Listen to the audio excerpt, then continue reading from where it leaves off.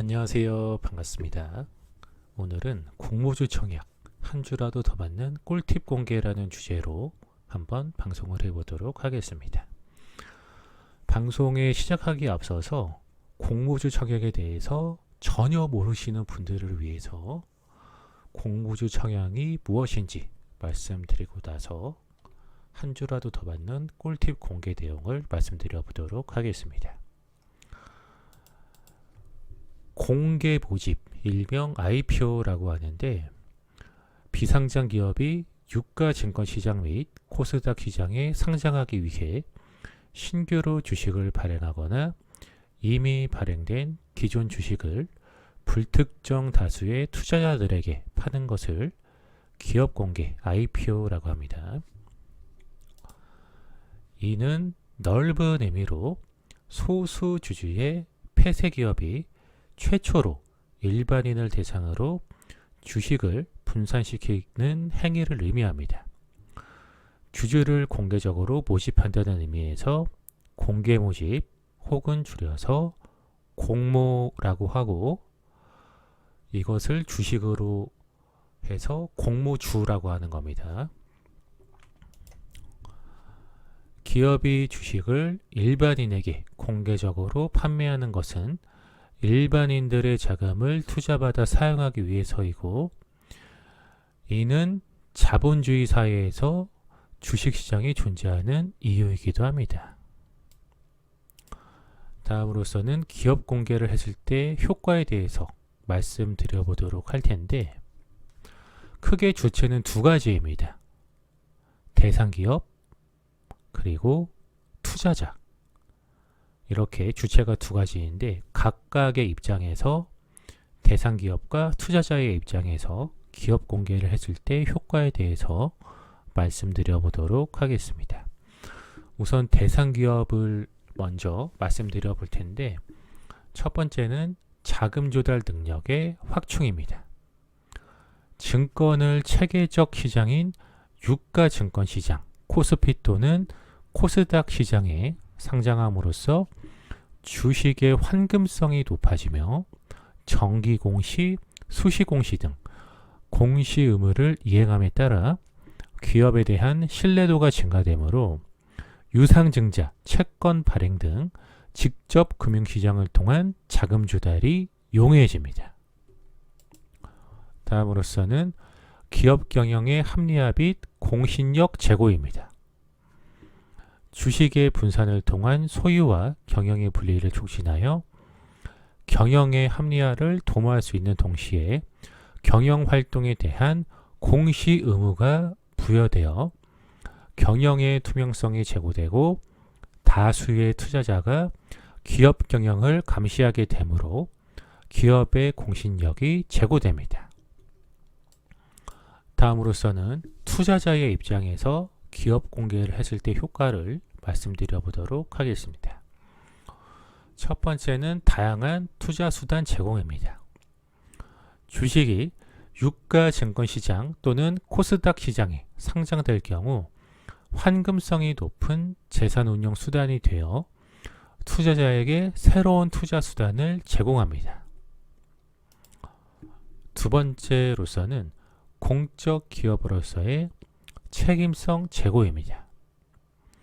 주식 분산에 의한 대중의 기업 경영에 참여와 정보의 공시를 통하여 특정인의 전유물이 아닌 공적 기업으로서의 책임 제고가 됩니다.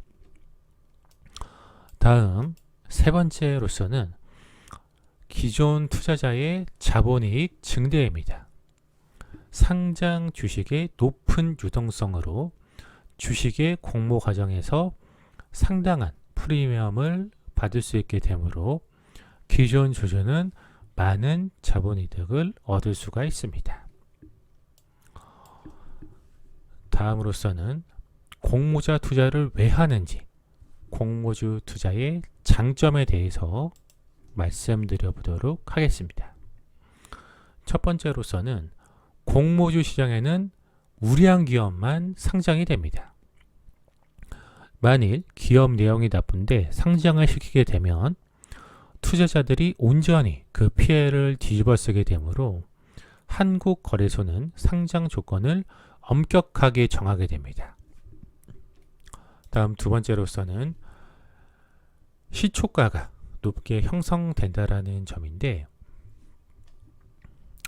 상장일 시초가는 마이너스 10%에서 플러스 100%까지로 형성이 됩니다.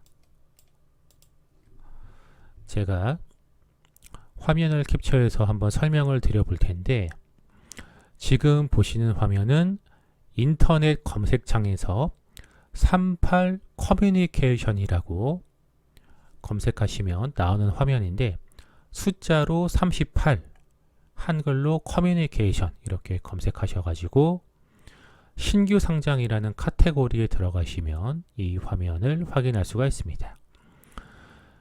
제가 이제 시초가 부분에 대해서 빨간색 네모칸을 쳐놨는데, 맨 위에 보시게 되면 영림원 소프트랩 같은 경우에는 시초가가 공모가 대비 53.04% 높게 형성이 되었고, 그 밑에 있는 한국파마 같은 경우에는 시초가가 공모가 대비 100% 떠서 형성이 되었습니다. 그리고 그 밑에 있는 이루다 같은 경우에도 시초가가 100% 떠서 형성이 되었고요.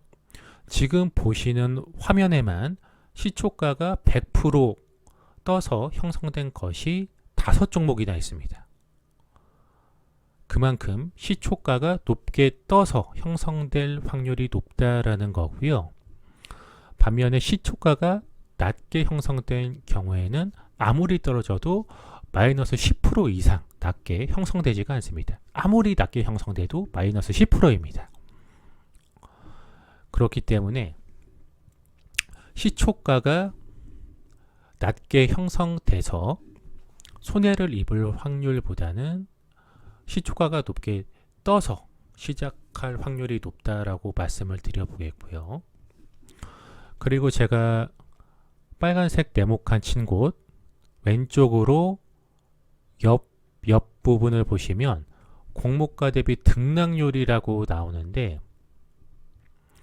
맨 위에서 두 번째 종목 한국파마라는 종목을 보시면 공모가 대비 등락률이 무려 153.89%나 됩니다. 그리고 밑으로 쭉 내려와서 제놀로션 같은 경우에도 공모가 대비 등락률이 124.29%, 맨 밑에 있는 A프로라는 종목 같은 경우에도 공모가 대비 등락률이 98.84%나 됩니다.